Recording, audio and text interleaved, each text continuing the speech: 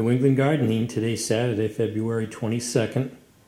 Thought I'd do a video showing additional progress since we last looked at these on February 10th, I believe. So you can see I have some significant growth on these figs. There's still a couple of holdouts. One just started showing a root to the side of the cup. One of the Longadouts, and it was almost simultaneous with, I noticed the bud started swelling, one of the buds on the bottom. But other than that, let's see, Gypsy, nothing. I think I might have a dud for a cutting. I don't know. We'll see.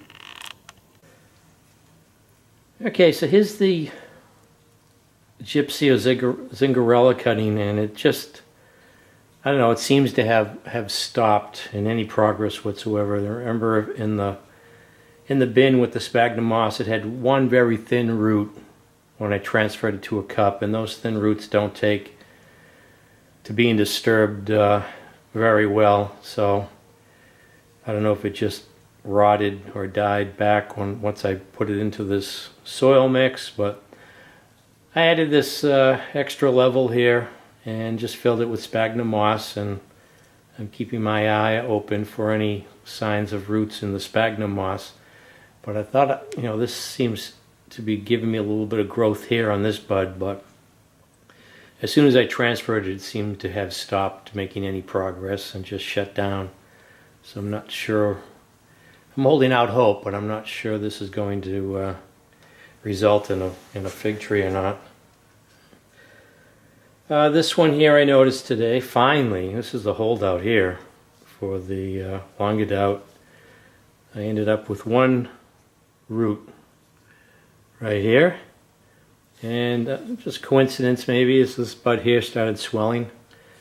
You do get cuttings where the root, the buds open up and you start getting some significant growth, but you don't have any roots. I don't know, I think it would take a government research grant to figure out why that is. Well, you can have cuttings from the same branch and one takes off and another one is very slow or is a complete dud. So here's a McCool.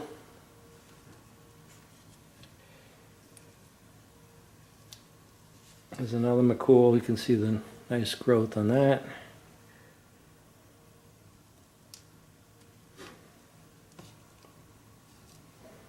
Let's see what else we got here. Nice large leaf on this one. Cole the Dame Grisa. Happy with that. I think this is the one that was strong right from the beginning. So I don't use heat mats. I was wondering if I would try a heat mat with the Gypsy cutting of the Zingarella there, but maybe slow and steady wins the race. I don't know. I just let time be the determining factor whether I get success with that cutting or not. Because see, here's kind of, you know, all these cuttings, you know, some of them the same variety, just have different growth patterns.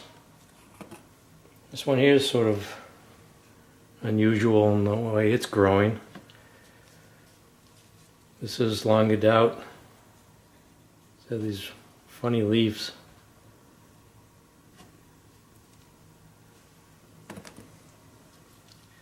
And this one here is one of the, so far, this is like this one in the Zingarella. This is McCool. This is one of the McCools that just, I did notice this bud started swelling a little bit, but I don't see any root growth whatsoever coming to the sides of that.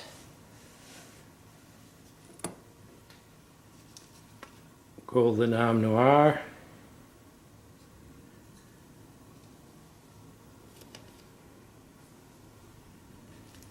And here's another Golden Dame Grisa.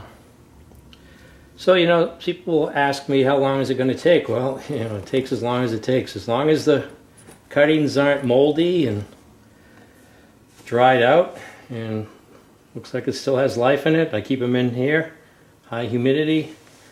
Don't have to water them too much. and just go from there. You have to be patient.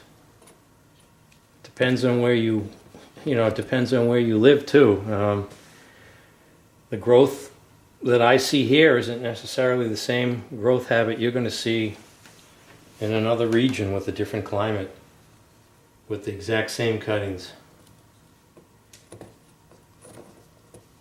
There's a lot of variables, so hopefully, look like I'm making some good progress here. So this is New England Gardening. This is another update on some of the cuttings I started, I think, initially around January 10th. And then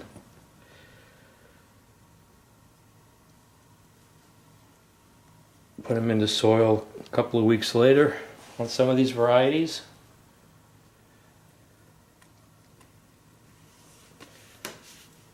So that's the progress to date. So this is New England Gardening. Thanks for watching.